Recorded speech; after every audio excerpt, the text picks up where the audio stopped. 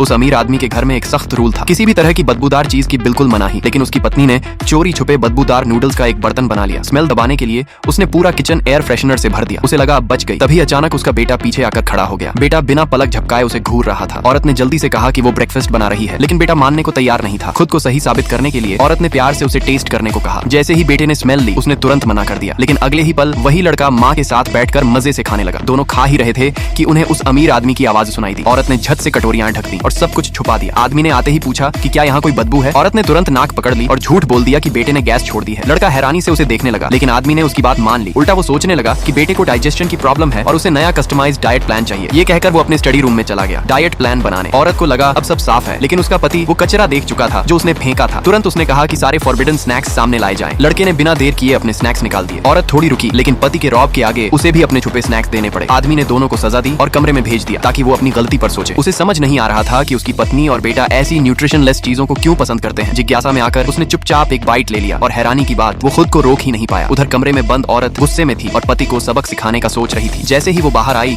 उसने देखा कि बेटे ने आदमी के चेहरे पर मजेदार सा चेहरा बना दिया है। लड़के ने उसे पेंट ब्रश पकड़ा दी, जैसे कह रहा हो अब आपकी बारी। औरत खुश हो गई और चुपचाप बेटे से जगह बदल ली। वो पेंटिंग शुरू ही करने वाली थी कि आदमी अचानक जाग गया। ये देखते ही लड़का डर के मारे वहाँ से भाग गया। सामने खड़ी पत्नी को देखकर आदमी पूरी तरह कंफ्यूज्ड हो गया। माहौल संभालने के लिए औरत ने अपने ही चेहरे पर बिल्ली जैसा चेहरा बना लिया। आदमी कुछ समझ ही नहीं पाया। इसी डिस्ट्रैक्शन का फायदा उठाकर औरत जितनी तेज हो सकती थी भाग गई। जब आदमी ने अपना चेहरा देखा जो पेंट से भरा था, तब उसे समझ आया कि प्रैंक हो चुका है। अगले दिन औरत अपने बेटे को पार्क खेलने ले गई। वो उसके साथ सॉकर खेल रही थी। तभी उसकी एक पुरानी दोस्त से मुलाकात हो गई। दोस्त ने मदद करनी चाहिए, लेकिन कर नहीं पाया। जब आदमी ने लड़के के चेहरे को छूना चाहा तो लड़का तुरंत पीछे हट गया। उसे स्ट्रेंजर्स का पास आना बिल्कुल पसंद नहीं था। औरत ने बेटे से कहा कि वो दूसरे बच्चों के साथ खेलने जाए। फिर वो घास पर बैठकर अपनी दोस्त के साथ हाल की जिंदगी पर बातें करने लगी। उसने बताया कि वो काफी समय से बेटे के लिए सही स्कूल ढूंढ रही है। तभी पता चला कि उसकी दोस्त उसी स्कूल में टीचर है। स्कूल कैसा है ये देखने के लिए औरत बेटे को वहाँ ले गई। उसने देखा कि वहाँ के बच्चे अपने टीचर्स के साथ काफी वार्म और फ्रेंडली हैं। सब समझने के बाद उसे लगा ये स्कूल उसके बेटे के लिए परफेक्ट है। घर आकर उसने वही स्कूल अपने पति को रेकमेंड किया। उसने बेटे से पार्क जाने को कहा। फिर बेटे से कहा कि वो फादर को स्कूल की फोटोज दिखाए, लेकिन लड़के ने फोटोज की जगह एक ग्रुप फोटो निकाल दी जिसमें औरत और उसकी दोस्त थे। ये देखकर आदमी चौंक गया और गलत समझ बैठा कि उसकी पत्नी ने ये स्कूल उस फोटो वाले आदमी की वजह से सजेस्ट किया है। इसी सोच में उसने कहा कि उसे इस बारे में सोचने के लिए थोड़ा समय चाहिए।